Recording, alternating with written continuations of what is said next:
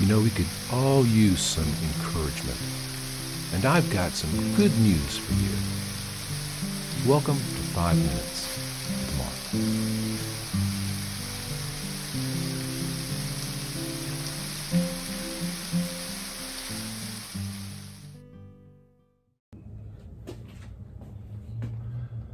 Well, greetings, fellow travelers. Welcome back to 5 Minutes with Mark. We pick up the story today in the Gospel of Mark, chapter 1, at verse 21. Then they went into Capernaum, and immediately on the Sabbath he entered the synagogue and taught.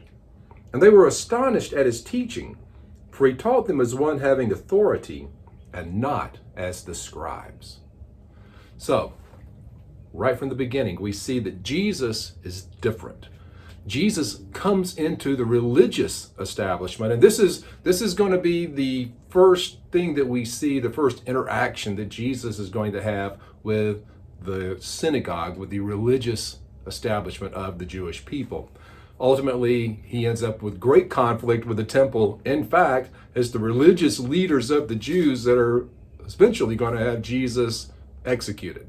So there's going to be this growing tension between Jesus and the scribes and the Pharisees. And those are two words we hear a lot, the scribes and the Pharisees. So who are these people?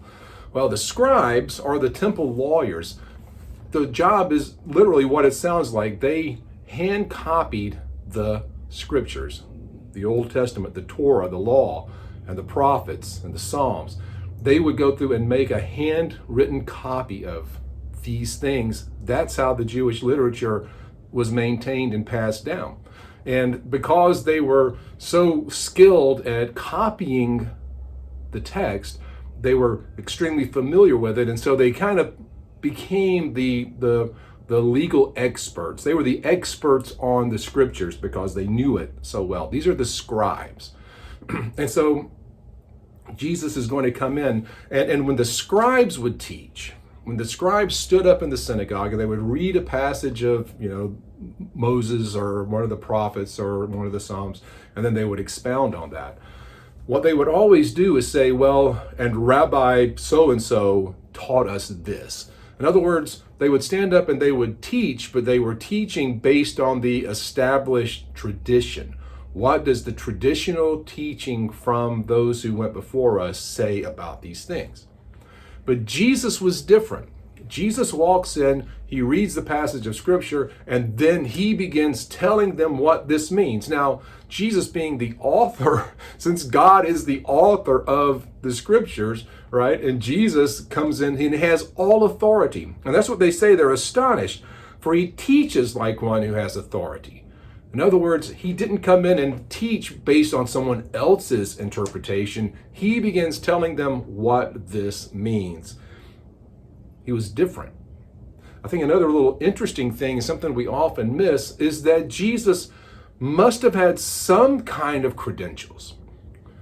Just like today, a stranger does not walk into your church and step into the pulpit and begin teaching the people unless the pastor knows him, has asked him some pretty important questions, and makes sure that his doctrine is right and that he has, some kind of credentials to stand up and teach the people. We have to be a little protective of that. It's not that people aren't allowed to teach, but we just want to know who they are before we turn our people over to them and let them teach. And so for Jesus to have walked into this synagogue, he must have had some kind of reputation or some kind of connection with the leadership of that synagogue, with the rabbi who would have been the local leader of that synagogue. Or perhaps he had gone through some kind of training. We don't really know. Did Jesus go to school? We don't know. We know a little bit later on in the Gospel of Mark, it's going to be revealed that he's a carpenter. And that's a very valid trade. It's a great trade. We assume that it's a family trade. His father was a carpenter. Jesus became a carpenter. But that doesn't mean he was uneducated. And so it's kind of interesting to look at and figure out why are these people letting Jesus into the synagogue and letting him stand up and teach. So again, a fascinating little thing that happened that we often miss. But what's really important in this passage is for us to understand that Jesus does have authority. When Jesus tells us what the scriptures mean, he does that because he knows what they are, and he knows the heart of God and the mind of God. And he's giving to us the real interpretation.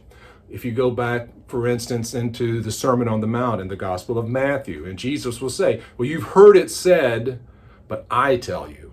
That's what we're talking about, this idea that Jesus is speaking of his own authority, and he's expounding on these ideas in a way that the people in Capernaum, this little fishing village, had certainly never experienced. Jesus is different, and he does have the authority. That's important to remember as we move forward. See you next time.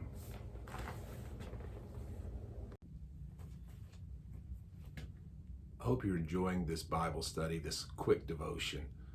If you'd like more content, you'd like to know more about me and see more of the things that I'm doing, check out my website, theeclecticmonk.com. There you'll find out about my video vlog, my podcast, and a whole lot of other stuff. Hope you'll join me there. Thanks.